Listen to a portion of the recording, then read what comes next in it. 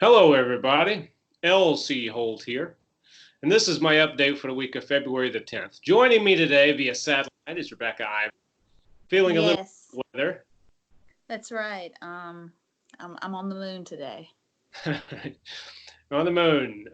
So today, from the moon, we're going to be discussing a film that I can't believe this is the 83rd episode of this show, and I can't believe that I've never talked about The Godfather Yeah, because that is. I, Have we even referenced it? I think the only time we've referenced is when we were talking about Superman, and Mario Puzo That's wrote right. the draft of Superman that was turned into the 78 movie. Well, Mario Puzo wrote this novel, The Godfather. He started writing it kind of in the late 60s. He finished it, and it was published in 1969. And the book stayed on the New York Times bestsellers list for a record 67 weeks. Wow. It sold 9 million plus copies, which in 1969 was quite a feat. Mm-hmm. Hugely popular book. Now, before we go any further with the film adaptation, I wanted to give the audience a little bit of history about Paramount Pictures at this point in time in the late 60s, very early 70s. Paramount Pictures was on the decline. I was gonna say, was everything going to hell like it was at Fox and all the other studios? Yeah, it was going absolutely to hell. It was so bad that the corporation Gulf and Western famously bought Paramount Studios for $600,000. Six Wow. hundred, hardly no money. That's how bad it was. And their original idea, Gulf and Western, was to basically break up the company, sell it off in pieces, and sell like the back lot and the studio land for real estate. Well, I had heard like certain studios. I don't know if Paramount was one of them, but I think it was maybe the early '70s, maybe late '60s. Some of them started. I know, like Fox, they started just selling off all the old costumes and stuff, dirt cheap. And Yeah. certain, I mean, because I know I read that's how like Debbie Reynolds got a lot of stuff. She collected the things. But people were talking. I remember seeing something, and people were buying these iconic costume pieces dirt cheap. It was just kind of like a garage sale of the Yeah. studio. And it's insane what people bought. And can you imagine what some of those costumes are worth now?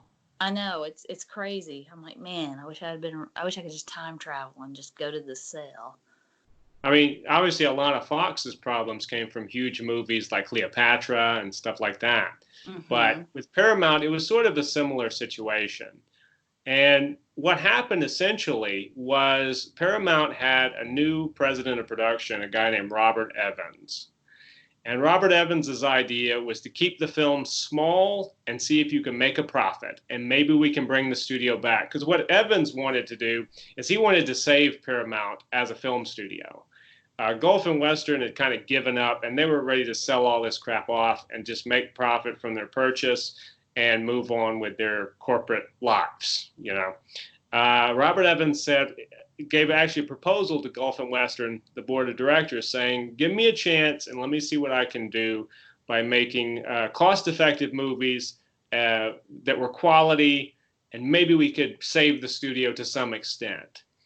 And so his strategy was to buy up a lot of books that were popular and see if he could make movies out of them that were equally popular. Now, one of the two books that Robert Evans bought at this point in time when he became the chief was Love Story. And this book, which at this time he actually bought The Godfather when it was still being written. He bought it when Mario Puzo was writing it in 1967, and it was just called The Mafia. It didn't even have the title Godfather yet. Um, and he kind of paid Mario Puzo a little bit of money, not a lot of money, but a little bit of money to finish this book. He paid Mario Puzo $12,000 with the deal that if the movie got made, he would be paid $80,000 for the film. So hardly any money. But Mario Puzo was a little bit of a gambling addict, and he had a family, so he was like, "Yeah, give me the money." So he made the deal supposedly just to pay off like gambling debts Oh, that wow. accrued. See, gambling doesn't pay off, boys and girls. That's right. And Robert Evans kind of used this to his advantage when he purchased the rights to The Godfather. Love Story was made before The Godfather as a film in 1970, starring Ryan O'Neal and Alan McGraw, and was a huge financial success. Love means never having to say you're sorry. That was the catchphrase, a line from the movie. Which is, I could poke so many holes in that line. I know. that line always annoyed me. But it is, I guess, enough of a sentiment to get people going, oh, that's why they went to see the movie, and made it a huge... Love is being sorry. No, I'm kidding. Yes, quite a lot. I'm kidding. It started the careers of Ryan O'Neal and Ally McGraw. Ally McGraw, who was actually Robert Evans's wife, and then she shortly thereafter left him for Steve McQueen, but that's a whole other show. So getting back to The Godfather, a guy named Peter Bart was the vice president of Paramount.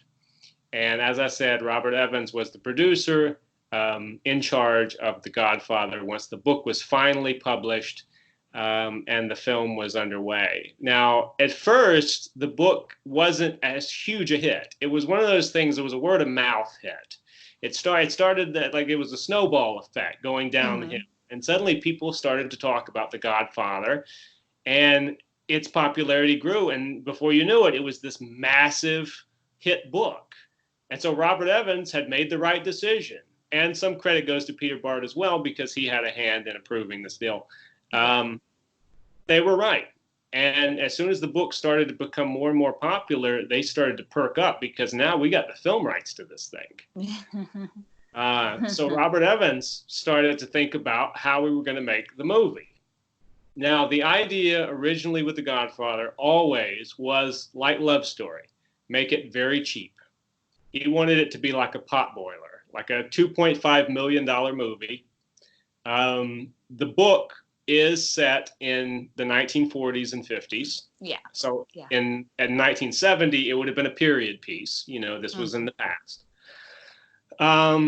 But still, Robert Evans was like, well, does it have to be set in the 40s? We could maybe push it forward to the 70s and make it contemporary. That way we don't have to worry about all the cars and the costumes and stuff. So he was already thinking about that, just as a way of keeping the budget down, because obviously period films, as you know, cost a lot more than contemporary stuff. But one thing Robert Evans said is he was like, this is a book about Italian Americans. And he said, I want an Italian American to direct this movie. And he thought that would help the film be more authentic and possibly be more successful. Because Robert Evans, there was a movie called The Brotherhood that came out a couple of years before. And it starred Kirk Douglas, rest his soul. He's just passed away this week. 103 years old. 103. I never thought he would die. I didn't think he would die either. He was like Methuselah. He went through a stroke. But this movie, The Brotherhood, starred Kirk Douglas, who is Jewish and was directed by a Jewish man. And Robert Evans said he thought that The Brotherhood, which was a mafia movie, was not a success because people didn't buy Jewish American as an Italian. And he said that this movie is going to be pure Italian. This is going to be as authentic as we can make it, but not in the 40s. Heaven forbid, not in the 40s. We're going to make this authentic, but not. Right. We're not going to get that authentic with it. That's right. His first choice was Sergio Leone, who wasn't an Italian American, was just a pure Italian. That's right. Yes. There was no American about Sergio Leone. But Sergio Leone turned it down. Now, a little history on him. He's the guy that did the spaghetti westerns, made Clint Eastwood a star with The Good, the Bad, and the Ugly, Fistful of Dollars, and a few dollars more. He didn't want to make the movie, though. So Robert Evans started going down the list of the hot directors at that time. People like Peter Bogdanovich and Arthur Penn, who had directed Bonnie and Clyde, and Otto Preminger, people like that. But it was Peter Bart, who was the vice president of Paramount, who said, I saw this movie called The Rain People. And it was a small movie. and it had good acting in it. It was not a success, but we'll try and look past that for the moment. But it was directed by this young guy named Francis Ford Coppola. I thought you were about to say Finian's Rainbow. Oh yeah, well there's that one, which was already out at this time. That was, yes. Because actually Francis had already directed quite a few movies at this point. He had already worked for Roger Corman, made his bones there, so to speak. Yeah. And now he was moving up in the Hollywood, and he had already written the movie Patton, which was a big deal, huge movie. So he was kind of a known entity as a screenwriter. And we have to remember, Francis Coppola at this time was like 27 years old. He was young. So I think a little bit in Robert Evans' mind and maybe in Peter Bart's was, let's get this young guy. We can kind of push him around a little bit, and he'll go with our suggestions. Like when we say that we want to shoot this in Kansas City and set it in 1970, who's this guy? He did Finian's Rainbow and The Rain People. He'll answer to us. Yeah. And besides, little did they know. Little did they know. But besides, he's like, and his movies haven't been that successful, so he's going to listen to us because our shit was successful. Love story. Love story. But the problem was Coppola, like a lot of the other directors, read the book, and quite frankly, he didn't like it. He didn't like the book. He said he thought when Coppola saw the cover, which is famous, which was always that cover of the title with the marionette strings in the hand, same thing they used for the film poster. Yeah. He thought, oh, this is going to be a book about the power struggle in America, top-down power corruption. Oh, I thought you were going to say he thought it was about Pinocchio. Right. He definitely would have turned it down then. But no, Coppola was really looking to do something about America, that sort of power struggle in America. And he started reading the book thinking it was going to be that. And then he said by the end of it, he was like, this is the sleaziest thing I've ever read in my life. Now, I just read the book again this week. Uh-huh. And some of the things that Coppola points out are things that were omitted from the film. There is a large subplot in the book about a woman who is sort of tangentially connected to the Corleone family, who has problems with a certain private part, and she's looking for a plastic surgeon to fix it. And then she falls in love with the plastic surgeon. All that stuff, Coppola was like, this is so sleazy. I'm not making a movie about some woman's private part that's deformed. So it's not that joked you up a little bit. It did. I'm sorry. Oh, gosh. But it was not. But anyway, so yeah, he was not interested, and originally Coppola turned it down. Yeah. But here's the deal. Coppola had started a company with some filmmakers in San Francisco, one of them being George Lucas, a company called American Zoetrope. Yep. And this company had made a movie called THX 1138. Yeah. And for a WB, and that movie had not been successful. Yeah. So as Coppola described, when you made a movie for a big studio at that time and borrowed money from them and the movie didn't make the money back, you were expected to pay the money back to the studio. Right. Yeah. They weren't just giving you that money. It was sort of like a bank loan. Yeah. So American Zoetrope owed $400,000 to Warner Brothers. And Coppola basically was in a position where his new studio that he'd started with all these rebel young filmmakers who were younger than him, but not by much. They were all in their 20s. He was kind of pushing 30. So Coppola was the oldest and the most experienced because he had already written for major films and directed a few major films, major-ish films. And George Lucas told him, he said, Francis, you might have to take this Godfather job because, frankly, the sheriff department is about to, board up the doors. And so because of that, Francis was like, okay. So THX 1138, we can thank it for the Godfather, the name for a sound system. Absolutely. And the failure of that movie helped us quite a lot. Yes. But the financial failure, anyway, it is a very artistically successful movie. Yes, it is. But anyway, because of this, and because Francis Ford Coppola had a young family, had a baby on the way, and needed to support them as well as his new company, Coppola agreed to take the job directing The Godfather on the condition that he could work on the script and remove things from the script and from the story that were in the book that he didn't like. Coppola was their 13th choice for director. So he was way down this list, but I guess lucky number 13. As I said before, the budget was originally going to be $2.5 million, and it was going to be shot on backlots at Paramount and in Kansas City, and it was going to be set in the 70s, which was contemporary to the time. First thing Coppola said after going through this book and making copious notes was that we cannot set this in modern times. He said so much of this story is based around America at the time that the story is taking place, right after the war, like right on the tail end of WW2. The Japanese have just surrendered, boys are coming back, and this is America in that moment. And again, Coppola, in his screenplay adaptation, wanted to play up the idea that he liked, which was the idea of corruption at the top and how it trickles down. He always talked about, there's a line in the final film, it's actually in the book too, but it's really emphasized in the final film where, Michael Corleone is talking to Kay, Diane Keaton, and he says, my father was just a man. She says, well, your father is a powerful man, but, senators and presidents, they don't kill people. And Michael goes, well, who's being naive, Kay? And that was sort of Francis Ford Coppola's idea of what this movie's theme should be. In fact, the first line in the finished film is, I believe in America.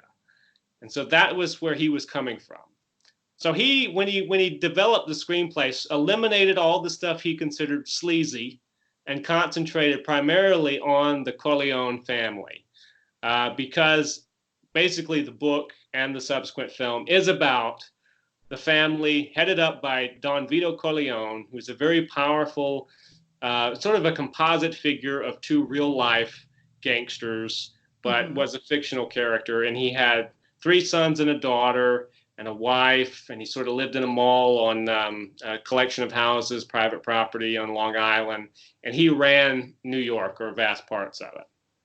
Yeah. But he's in his 60s, he's in his later years. So that's the basic idea. So Coppola finally got them to agree to set the film in the 40s and 50s. And he got them off of the Kansas City thing. And he said, I want to shoot this for real in New York City. And here was the big one. He said, there are scenes set in Sicily, and I want to shoot them in Sicily. Now, how we got them to agree to that, I don't know. But eventually they agreed to that. This being said, the whole time Paramount had a backup director on hand. Because they're it's like this Superman all over, right? It really is. It's Superman before Superman. Just different sets of producers. And the backup director they had actually was Elia Kazan. Okay. A lot of people were vying for that director's job. In fact, Coppola later said that even the original editor on the movie wanted him to get fired so that he could get in there. So everybody was trying to get. It really is. There was a lot of conspiring against Coppola. It's amazing he was able to make a good film in that kind of environment. Because usually when that happens, you go, wow, this could have been a great film. But well, and other people have pointed out over the years that, Coppola always seems to make his masterpieces when he's under tremendous pressure. Because you can think of Apocalypse Now later, which was a huge nightmare. Yeah, it was. Everything that could possibly go wrong went wrong on that movie, even more so than this, and that's really saying something. But Puzo actually got in there and helped Coppola with the script, the adaptation of his own book. Their first draft was 150 pages long, which isn't enormous. A lot of times the studio will say, go in and shorten it. So Coppola went in there, and he worked with Puzo to shorten it. And the next draft, all those scenes with that lady, yeah. Yeah, no, even worse than that. The next draft was longer. When Coppola went in, it was like the final draft they had was like 163 pages long, 40 pages longer than most scripts. Oh, wow. Okay. And Paramount was like, okay, well, I guess we could go into production on this. I guess the idea was always we can always cut some of this stuff out because in Coppola's contract, he did not have final cut because, again, young filmmaker, late 20s. The contract said that the movie had to come in at 2 hours and 10 minutes. Okay. A minute longer than 2 hours and 10 minutes, Paramount had the right to cut anything they wanted out of the movie, no matter what Coppola thought. Coppola's cut could only go to 2:10.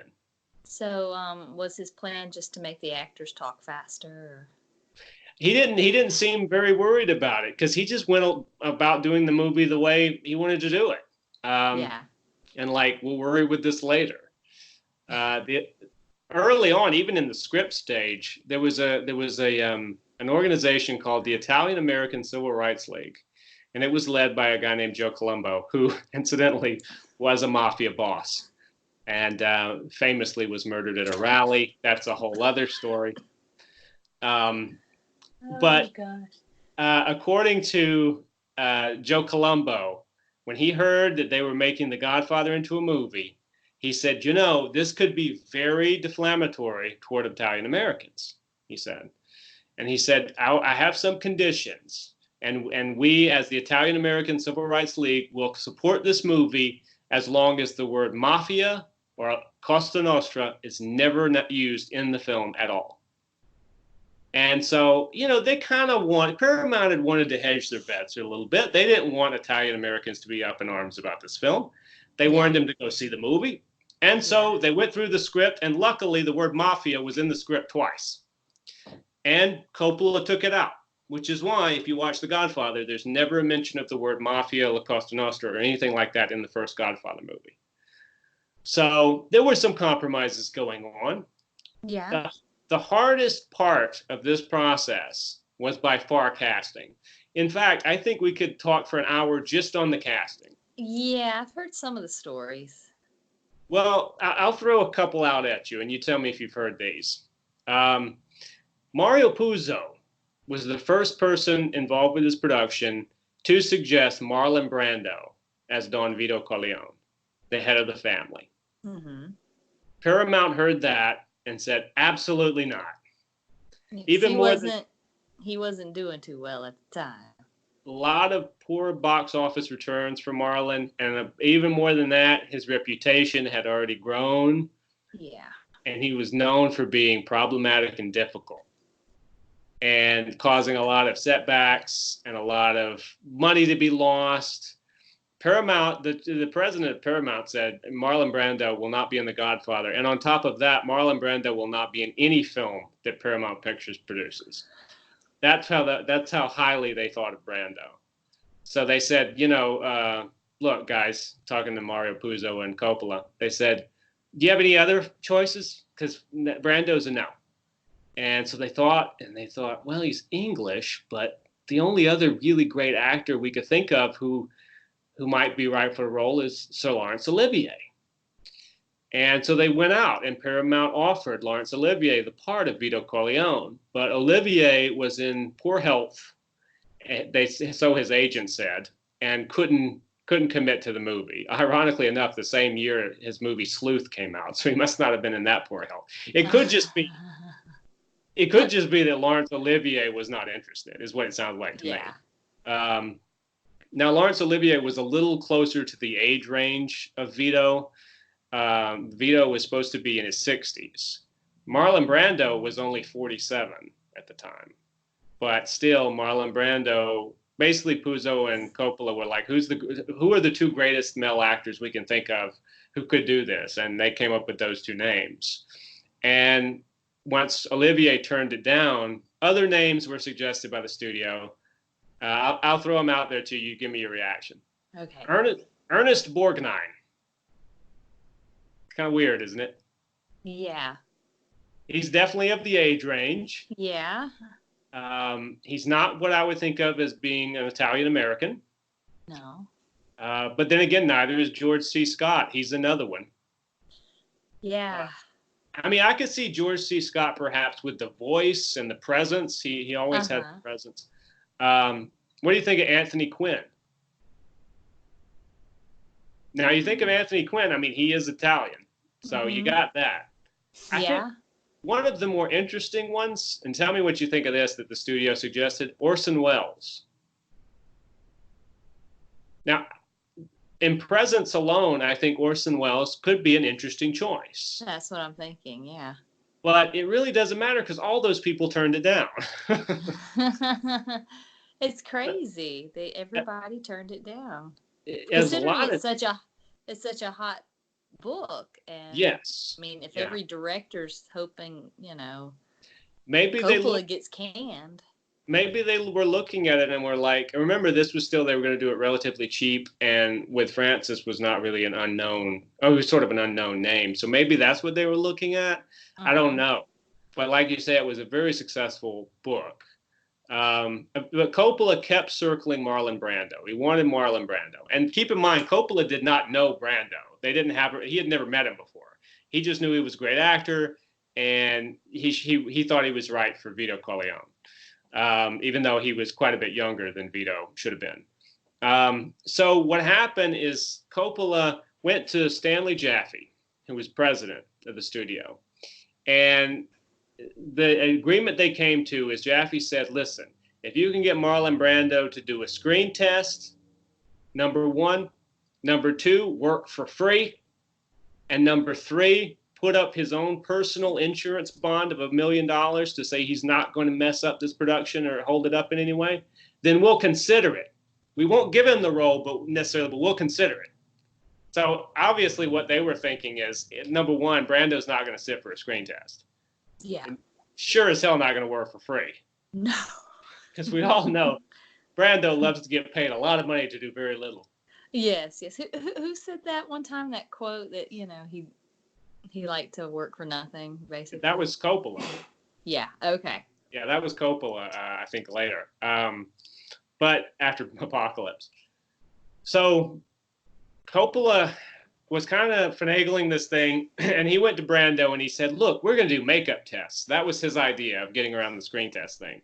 And so they went up to Marlon Brando's house, and it's a famous story. Coppola has told it many times before, but the abridged version of it was that, they were sitting at the house, and Brando came out looking nothing like a 60-year-old Italian-American with long blonde hair and everything in a silk kimono.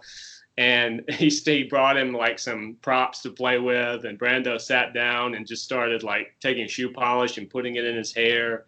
And then he started taking like tissue paper and putting it in his cheek to make his jowls, because he said he should look like a bulldog. And he came up with the whole idea of the voice, that sort of thing, because in the book, Don Corleone had been shot in the throat. So Brando was like, well, he'd been shot in the throat, so maybe he talks like that, sort of thing. And he transformed himself on camera as they were rolling in this makeup test. And Coppola was thrilled.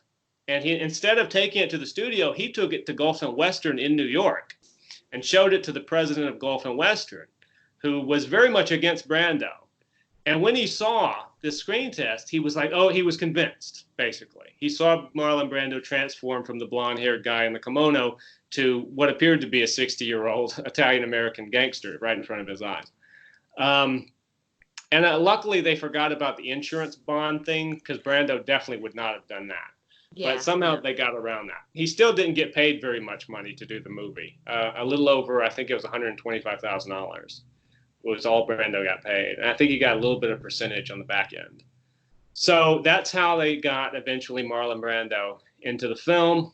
Some of the other characters were easier to cast, like Robert Duvall as Tom Hagen, who was not a member of the family, but had been adopted sort of by them, and he was the consigliere, of the family. Then there was Diane Keaton, John Cazale. Those people were very easy to cast. Yeah. The problem came in casting Michael Corleone, who was the most key character, arguably, in the movie, other than the Don himself, because Michael Corleone's the youngest son.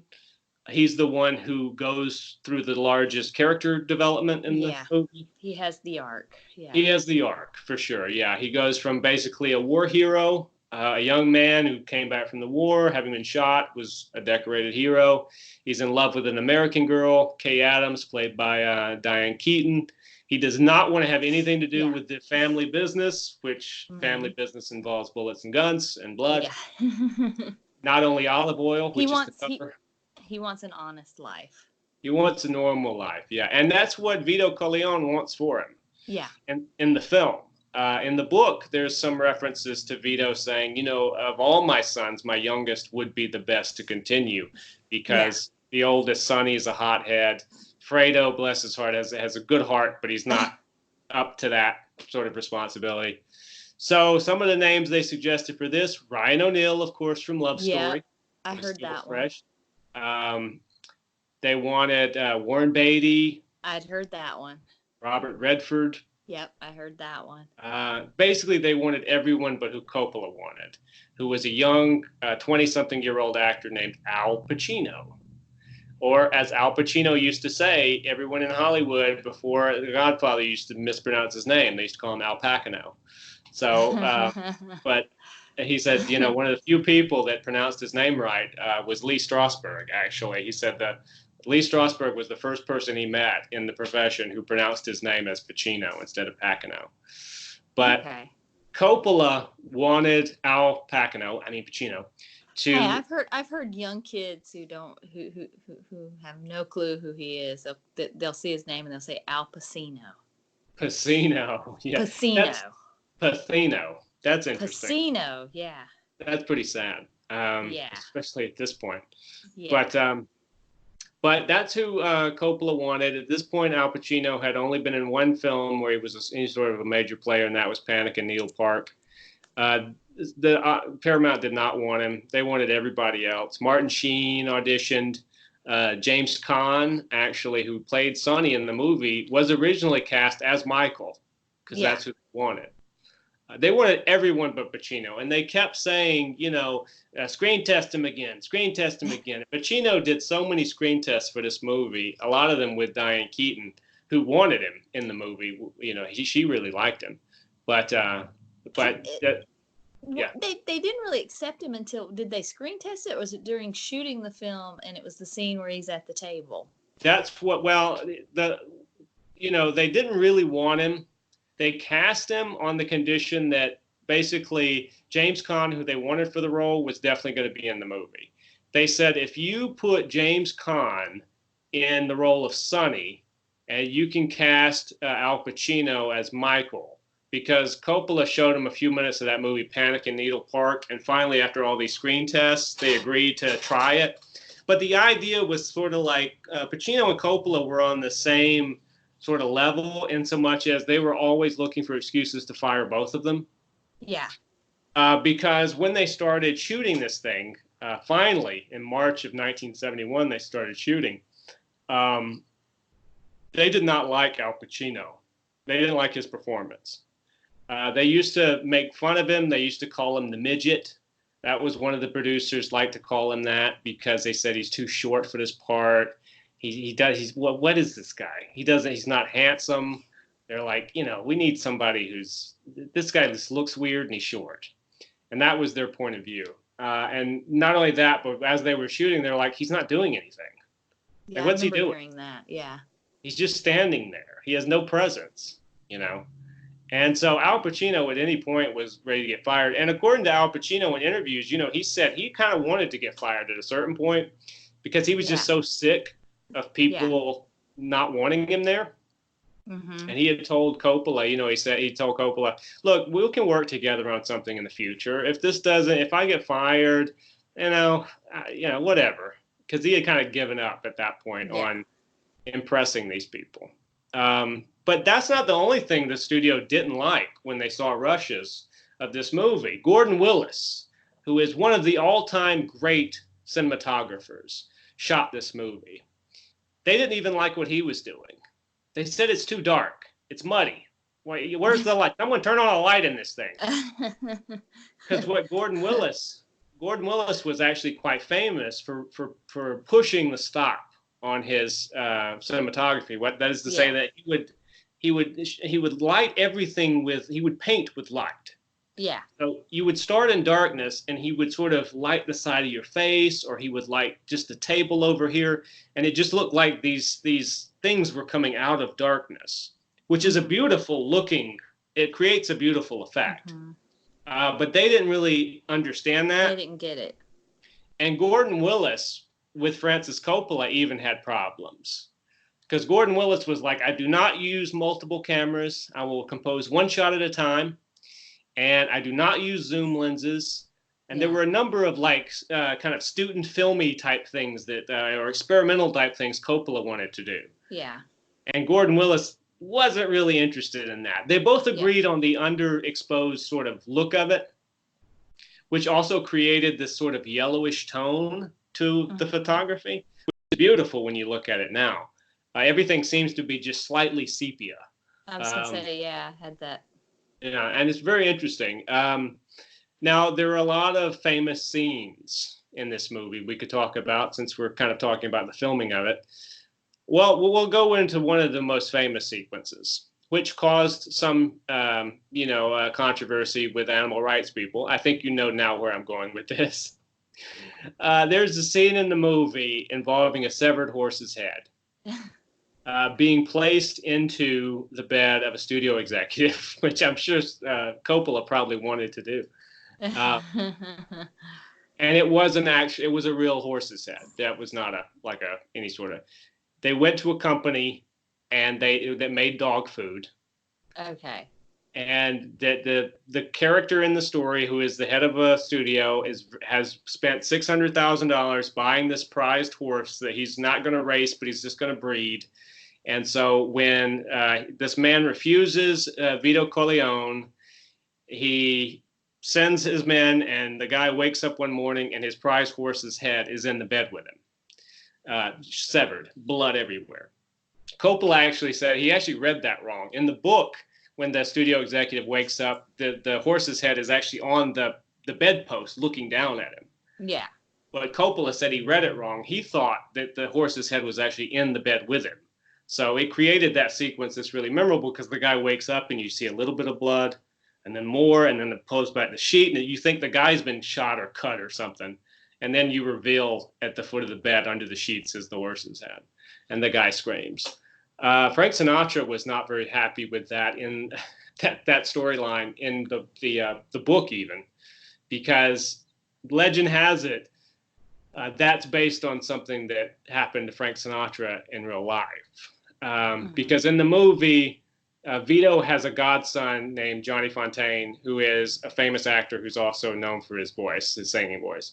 And he's trying to get a part in this movie that's going to make his career. And the studio head doesn't want to give him the part.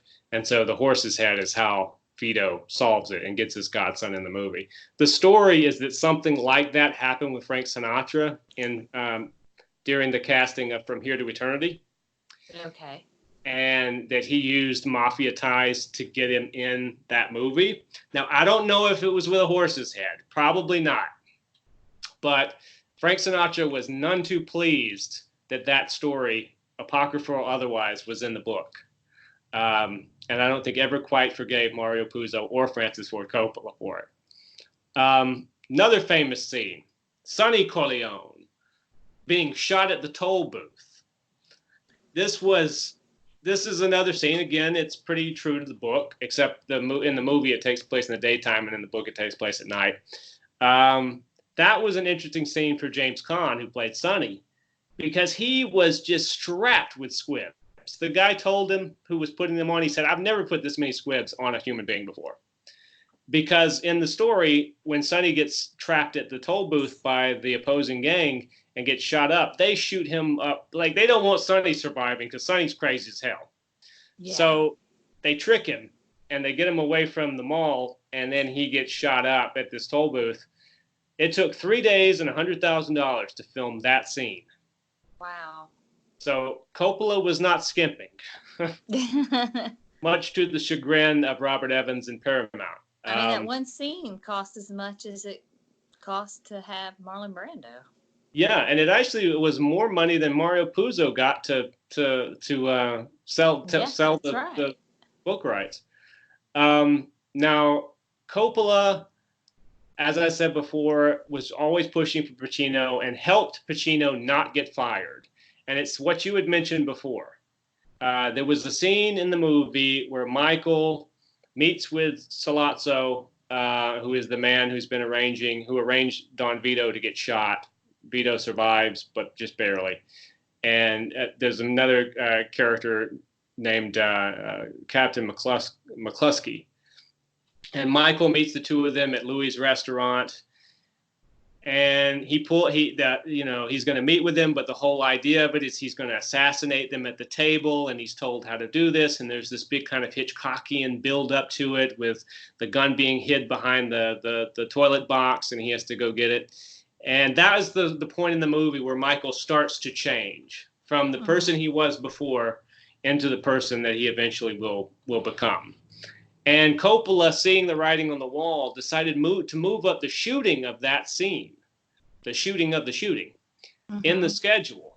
Because he was convinced that when the studio heads saw that scene, they would not fire Pacino, and hopefully they would not fire him. Because that was always looming on the horizon. And it actually worked. After the Robert Evans and them saw the rushes for the Sollozzo scene, they never brought up firing Al Pacino again. That convinced them. And Pacino has said throughout the years that what he thought the problem was he thought the producers wanted his character to be more like he was at the end at the beginning. Yeah. And Pacino said he thought the way to do it is to really show a dramatic change, so that the character is one way at the beginning and is basically totally different at the end. Which, acting-wise, of course, that makes more sense. That's what you want to do when you're. But I think the arc. Right, and the character, as you said, is the one that has the most defined arc in the whole movie.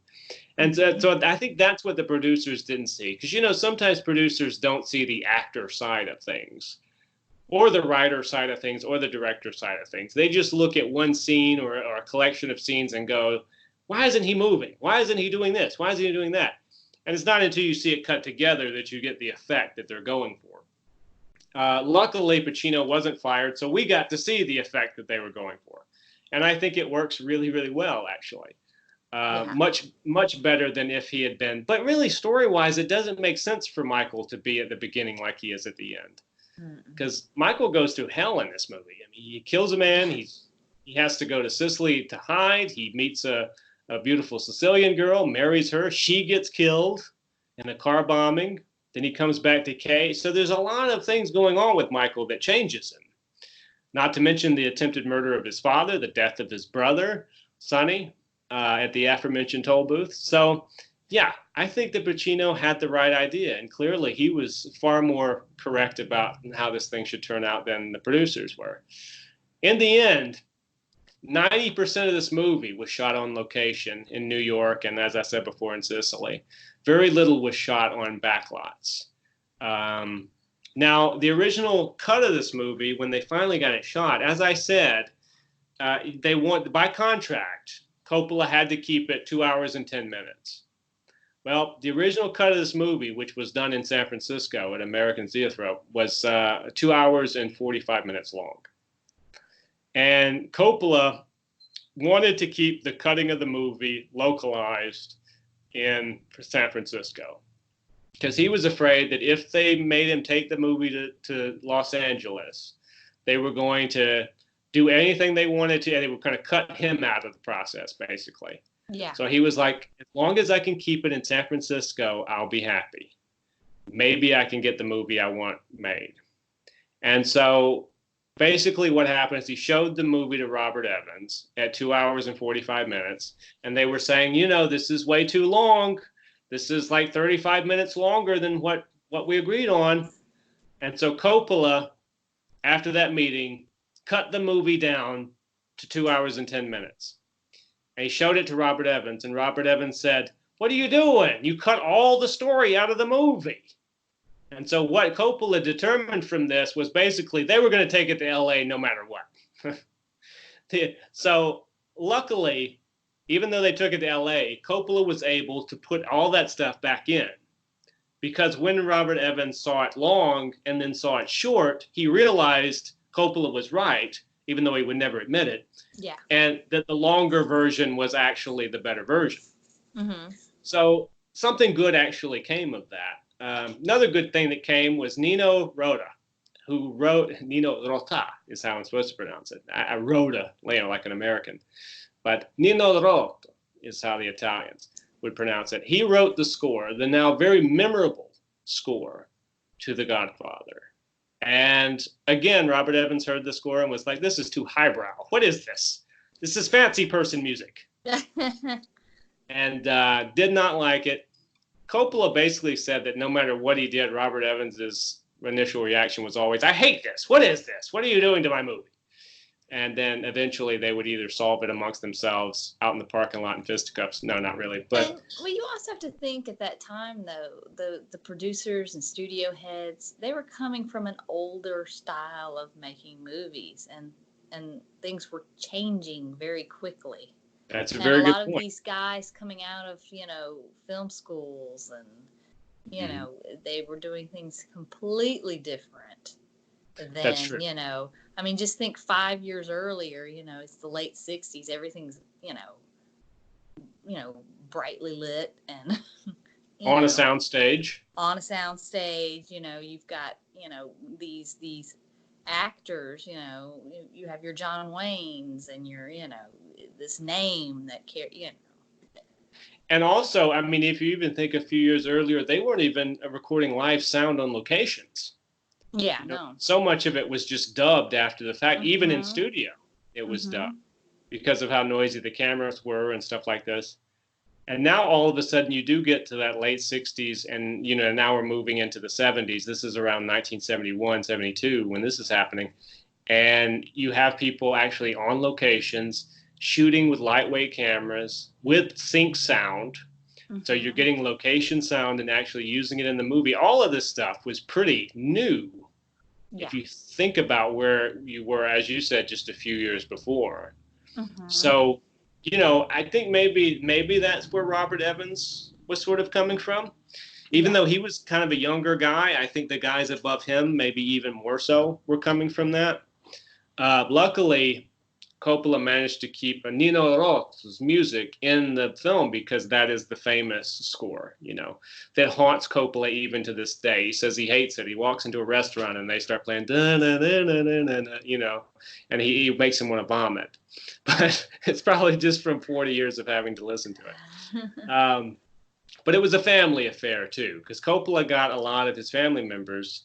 His sister, famously, Talia Shire, who would later become famous for playing Adrian in Rocky, plays the Connie Corleone, who is the youngest, the daughter. And so she's in there, the sister. You have the father, Carmine, who was a composer, Carmine Coppola, did a lot of obviously Nino did the main score, but Carmine wrote a lot of like the wedding dances and stuff like that, some of the other music for the opening wedding sequence. And you have his daughter, his newborn daughter, Sophia, played Michael's godchild. But later she would play his she would play his daughter. Yeah. Sophia actually plays a boy in the original Godfather because the baby is supposed to be a boy. Yeah. But it's actually Sophia who was his newborn, Francis Ford Coppola's newborn. The movie premiered in New York City, March 14th, 1972, and was an instant success. It actually earned $15 million just in pre-rentals alone for theaters elsewhere in the country before it actually hit wide. So it was a success from the giddy-up. And remember, the budget was originally going to be $2.5 million. Throughout this whole process, it climbed to $7 million. But, it made 15 in pre-release alone, So that's pretty damn good. It wound up being the highest grossing film of 1972, and it wound up grossing over $200 million. So it was an enormous an enormous success, Yeah. unheard of in that time, especially. And I'm sure a lot of that had to do with, the novel being such a huge hit. Mm-hmm. Um, and here we had the comeback of Marlon Brando, Yeah. who who would famously go on to win the Academy Award. And there's some Oh, that year. there's something else a little famous about that Academy Award win too. Marlon, you know this story. Oh, I know this story. Yeah. Yeah, Marlon won the Academy Award for The Godfather, and the night that of the ceremony, he wasn't in attendance. There was a Native American lady there in full regalia, and when he was announced as the winner, she went up on stage to accept his Academy Award for Best Actor, and said that Mr. Brando refuses to accept this award because of the treatment of the Native American people in this country, and et cetera, et cetera. She was booed on stage. It was this huge fiasco, It which wasn't led. even her fault. It wasn't this lady's fault. She was just in the wrong place at the wrong time. In a lot of ways, shame on you, Mr. Brando, for putting her in that position. If you brought her up on stage with you, that Mm-hmm. would have been one thing. And he could have taken the brunt. Yes, he could have said that himself. Instead, he Yes, sent he this could have. lady. He could have.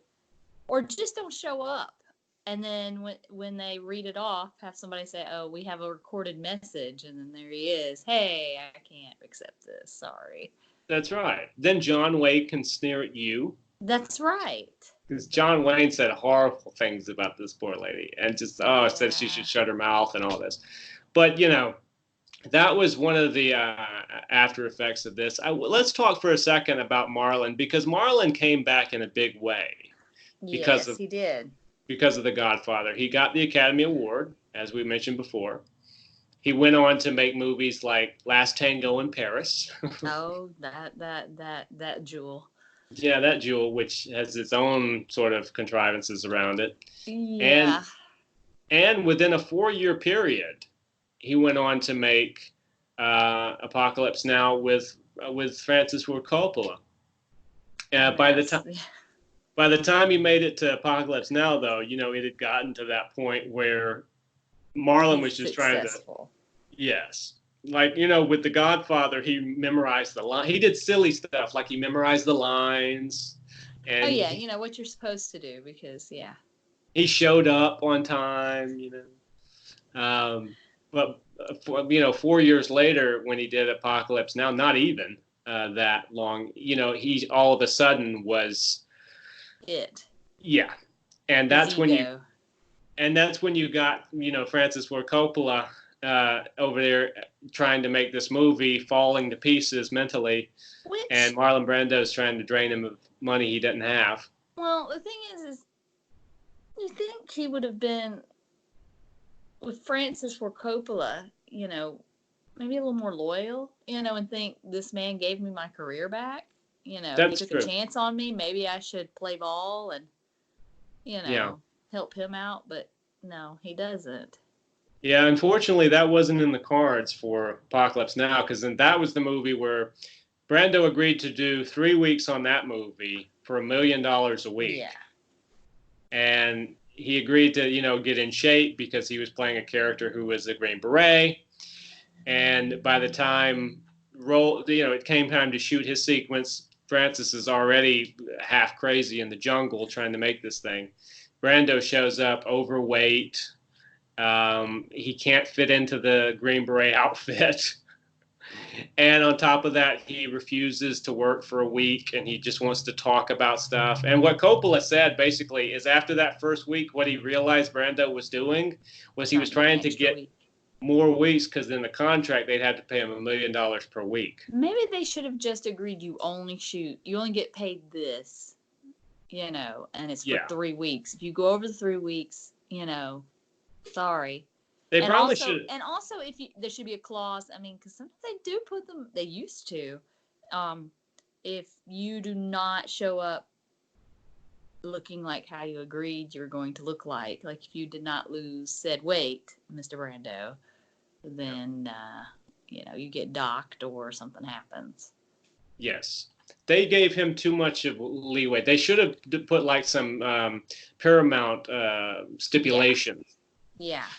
on there, like put up your own $1 million bond and etc. Yeah. But probably Coppola was thinking, I did help jumpstart your career, so you're all going to be on my side, right? Well, not really. Even though Brando gave a performance that was very haunting in Apocalypse Now and is extremely memorable, even though none of it was scripted because he refused to read the scripted lines, probably because he just didn't want to memorize them. So he just ad-libbed everything in Apocalypse Now. He actually did do the script in The Godfather. But in just a few years, he had taken that Godfather money, gotten a lot bigger in the body and in the head, and sort of remained that way. Because after The Godfather, Marlon never really acted, never really played ball again. No. It was always some sort of a problem. Yeah. And but in some ways, I'm glad that it did bring him back career-wise, because we wouldn't have gotten great films like The Island of Dr. Moreau. I'm kidding. We definitely wouldn't have gotten Apocalypse Now, which that's worth it. Yeah, or Superman. Or Superman, right? We mustn't forget about Superman. Another film in which he refused to learn the lines. That's right. We're gonna write him on the diaper. Yep. Now, what do you think made him like that? Do you think? I mean, that's the thing about Brando that sort of blows my mind. Is he in interviews he seemed to have no respect for the profession that really got him started, and I don't know if it was because it came so easily to him that it wasn't a big deal and he didn't put any stake in it. But at the same time, dude, you're a millionaire because of it. Yeah. Multi-millionaire. You get to go to these film sets, act terribly to people, refuse to learn your lines, and you still get paid massive amounts of money. Basically get paid massive amounts of money to refuse to do your job. Yeah. Right. What do you think made him that way? I don't know. I mean, clearly wasn't that way early. No, do you think it's like that thing where, people get so famous and out of touch and so wealthy that, they just... I mean, it could be. Yeah. And then when he wasn't getting work and he realized, oh, crap, I better get it together. He did pull it together. Yeah. Just for The Godfather. And then it was just back to, And it probably didn't help that after The Godfather, no matter how he behaved, he still would get paid millions of dollars to do as little as possible. I think if he had found himself after that in a position where he didn't have money again, I think you would have seen a lot more cooperation. Yeah. But when he was asking exorbitant prices for his attendance on these films and was getting them, he was never really in financial straits again. That we know of, anyway. Yeah. And I think had he been, you probably would have seen more dedication because you would have to work. You'd have to put in the work. Yeah. That every other actor does. Yeah. That Marlon was kind of exempt from. And he did do great performances, and it did seem to come naturally to him in some way. And he was a legend, and that probably didn't help either, that everyone thought of him as... I mean, even on The Godfather, if we go back to that for just a second, all these young actors, Al Pacino, James Caan, even Robert Duvall, a lot of these people, they were already in awe of him. Yeah. Brando was just 47, but he had made most of them studied at the actor studio, so... Yeah. I mean, he was one of the leading actors there. Yeah.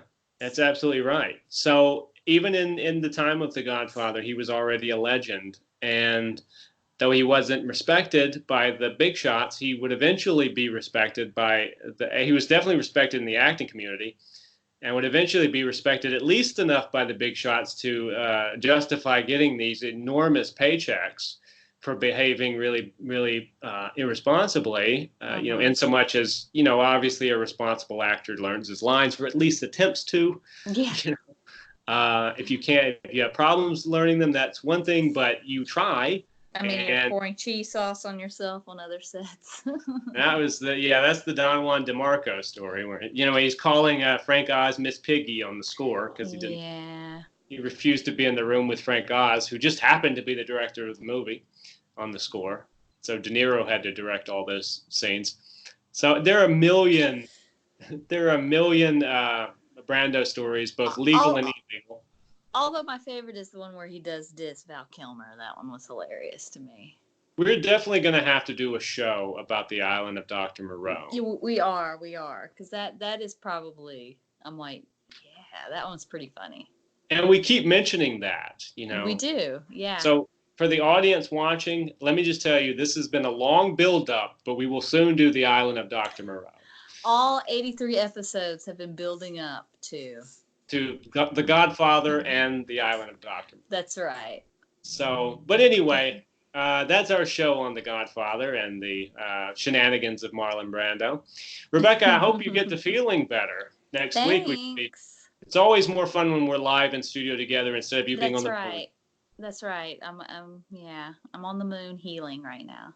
Right. So once you've rested and recuperated, a la Quest for Peace, Superman on the Moon, you can burst up out of the sand. Yes. Come back to Earth and join us next week for whatever we're going to do. Who knows what it's going to be? It'll be something interesting. Yeah. And so anyway, I want to thank you for joining me, Beck, and I want to thank you guys for watching. I hope you enjoyed the show. And as we said before, we will be back next week, hopefully in studio, and we'll have more interesting stuff for you. So until then, take care of yourselves.